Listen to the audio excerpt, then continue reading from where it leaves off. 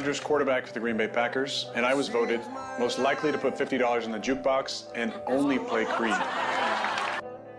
That was Aaron Rodgers on The Tonight Show with Jimmy Fallon.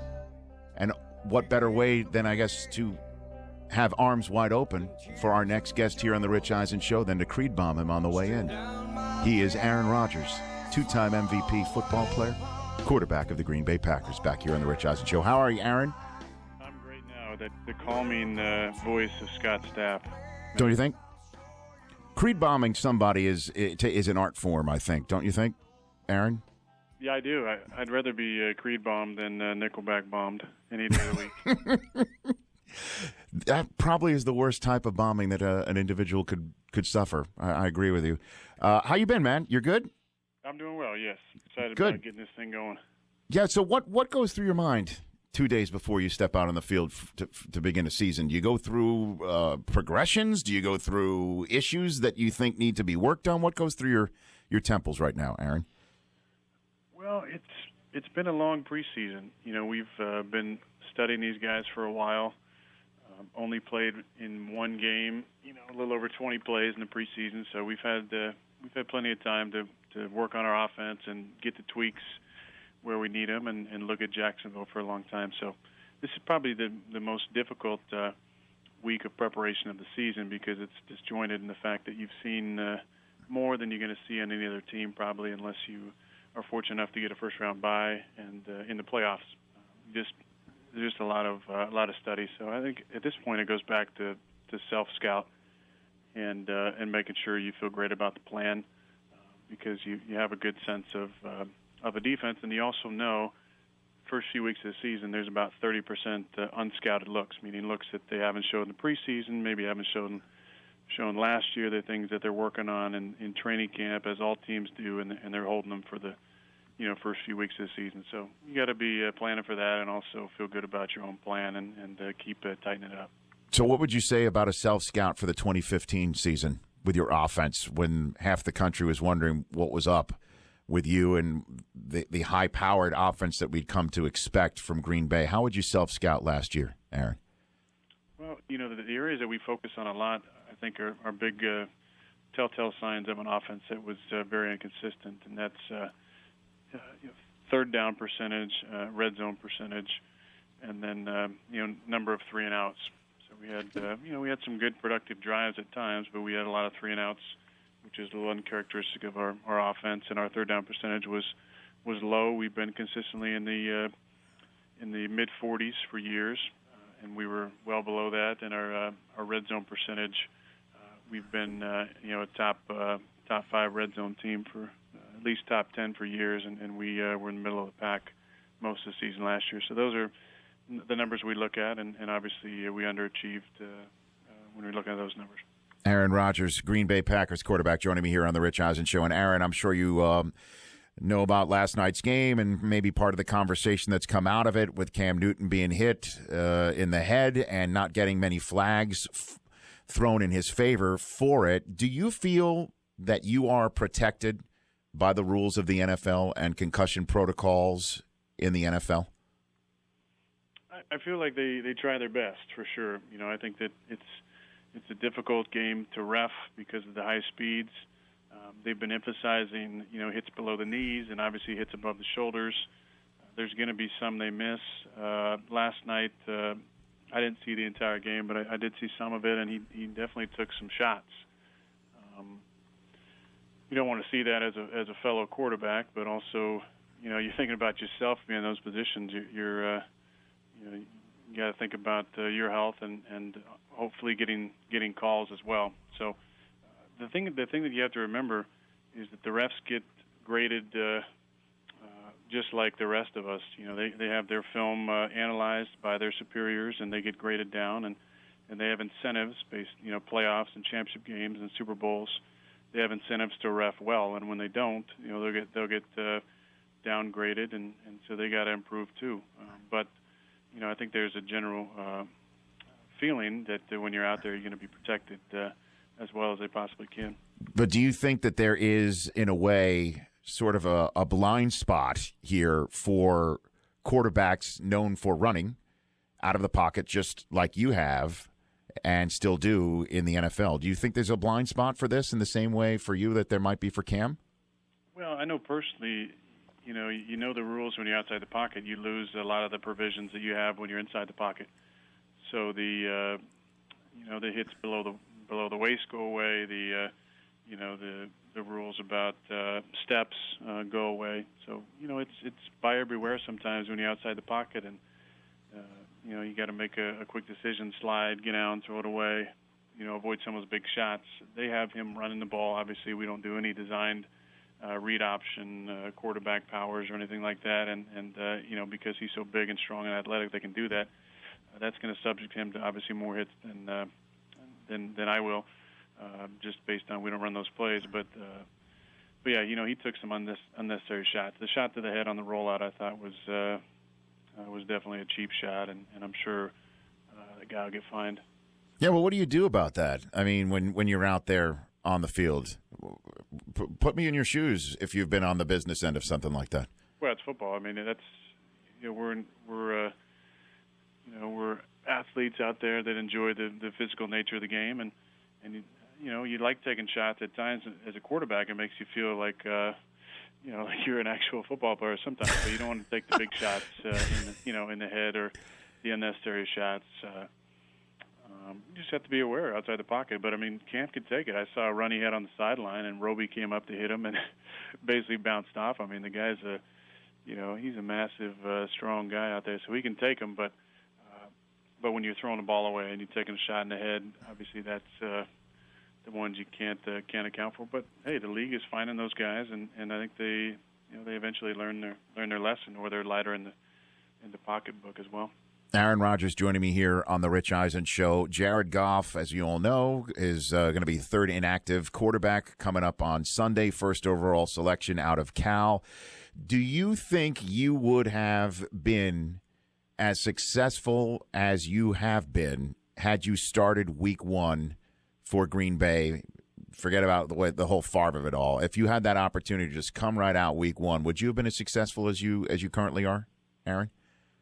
Well, the competitor says yes, but that's a hypothetical situation that thankfully we'll never know. I had the fortune of playing behind one of the greatest of all time to do it and learning for 3 years. I think it's going to be great for Jared and for Lynch if he gets to sit for a long time in Denver. Looks like Wentz is going to be the guy in Philly starting off. So it'll be interesting to see how the three of them all kind of turn out, with different situations. With Jared looks like he'll be able to come along at his own pace, and they let Case take the reins for a while. Watching last night, Simeon did some really nice things for Denver. It looked like, so Paxton will get to sit for a little while, which will be good for him, I think, and then watching Wentz jump in there right away. It'll be interesting to see what happens. I think the quarterback in today's game is a lot more prepared than Alex and myself and Jason Campbell were in 2005, and that's because the coaching, I think, at the younger levels, the high school and college levels, is so much more advanced and developed, and the things that they're having them do in college, a lot of it's translating now to the NFL with the protection adjustments and the speed of the game and the wide open style. You're seeing obviously the fullback position being less important and another receiver being part of the plan more often, and that's kind of some of the things that have come from the college game to the pro game, and that's why you're seeing these quarterbacks step in quickly and have success. So I hope those guys step in and do really well this year, and the guys get to sit. Great opportunity to learn and perfect your craft and get yourself in great shape and learn the game. Couple of more minutes left here with Aaron Rodgers on the Rich Eisen Show. Your number now matches the number of years you've been in the NFL, Aaron. Do you feel that you need to take a leadership role on player safety issues or player discipline issues, that your voice needs to be heard, Aaron? I don't know if it needs to be heard. I think it maybe has a slight bit more of clout behind it based on my experience and getting older in the league. But I don't know if it needs to be heard. I made some comments about the potential CBA stuff down the line, and yep. I think that would be potential opportunity to set up the next generation of players the right way, as the guys in 2010, the older guys, tried to do for us. And they did some great things. We had some things that we didn't get accomplished, but hopefully we can get that accomplished in the next wave. But yeah, I mean, there's a few of us older quarterbacks in the league now that I think have the clout to speak up on some things. You've seen Drew make some comments, and Tom and Ben about some things, and you know, we all have an opportunity in certain ways to make an impact on our sport for the good. But many people believe that in order for you to make a stand on player discipline, to remove the power that the commissioner currently has, might require an actual lockout. Aaron, where do you stand on that subject? As we're several years away from that, but I'm wondering what you think of entering this season. You know, again, we are a ways away from that, and the way that the CBA was written, you know, there's not going to be any strikes or lockouts during the agreement time frame. So that's something that hopefully I'm in a position where I'm still playing at a high level and still in the NFL when the next agreement comes up, and that's when you can, you know, have the opportunity to help out the next generation of young players coming up, and also take care of the older guys again in new and improved ways. So that's an exciting possibility. But the only way that we're going to get there as a players organization and personally is if we, you know, me personally, if I have consistency and I'm still playing, and players, if we continue to band together and realize the power that we have collectively, and then use it in the right way. So, are you off Twitter now? I know you don't do Twitter during the season. So, does the curtain close an hour before kickoff? I noticed you retweeted and a commercial you were in with Clay Matthews just a couple of days ago. But are you off it now, Aaron? I'm not. You know, I'm actually I'm going to be on it, not frequently, but I'm going to be on it this year during the season. I'm gonna keep tabs on what's going on. Twitter, it's my news source. You know, it's how I find out what's going on in the world. So I'm gonna be on there. I'll be not tweeting a bunch of stuff out, but I'll be on there. Okay. I think I can handle it a little better. As a 12-year player, time management's pretty good. It used to be that you know, it was about time management, and being on that was a little distracting. But now I think I balance my time a little bit better because I've been in it for so long. Are you still locked in on Westeros and Game of Thrones? You still locked in on that? I haven't finished the last season still. Oh my gosh! I know. And you're still on Twitter. I mean, the spoilers. They're out there. I know they're out there, and I'm excited to watch it. I know what's happening, but I'm excited about what's going on. So, do you have a TV show you're watching right now, at all? What are you watching? America's Got Talent, I think, has been great this year. There's some pretty incredible acts. So Darnbos might win it. You might have a long snapper winning the whole darn thing. Darnbos has been amazing. I mean, what a great story too. Great story about John. My only interaction with him was my first Pro Bowl. That was in Fort Lauderdale, Miami. Wade Phillips was the coach. He brought in John as a long snapper. And our first meeting, he asked John to go up and do like 15 minutes of magic, and it was unbelievable. I mean, he had everybody in there with just some card tricks and some different things, just dumbfounded. I mean, much like Simon and the other judges, as he goes up there and does just unbelievable magic in front of your eyes, where you're just scratching your head going, what's going on? And then, you got the young girl, and the ukulele is incredible. And it's a pretty exciting show. All right, you're locked in. So what would your talent be? Oh, actually, screw that last question. Ask him the poll question before we let Aaron Rodgers go. This is crucial. I'm in Ann Arbor, Aaron. I'm in Ann Arbor, and I'm speaking to the team tonight. Harbaugh has me the honorary captain this weekend. Good for you. Yeah, I'm fired up. You have no idea. I mean, I'm out of my mind. I don't even know what I'm going to say to these kids. But he's plays Central Florida, so the pressure's on. On. And so the Harbaugh's given me the choice of movies tonight for the kids to watch, and he's letting the listeners of this show decide what they should see tonight. And the choices are 8 Mile or Trading Places. Which would you choose?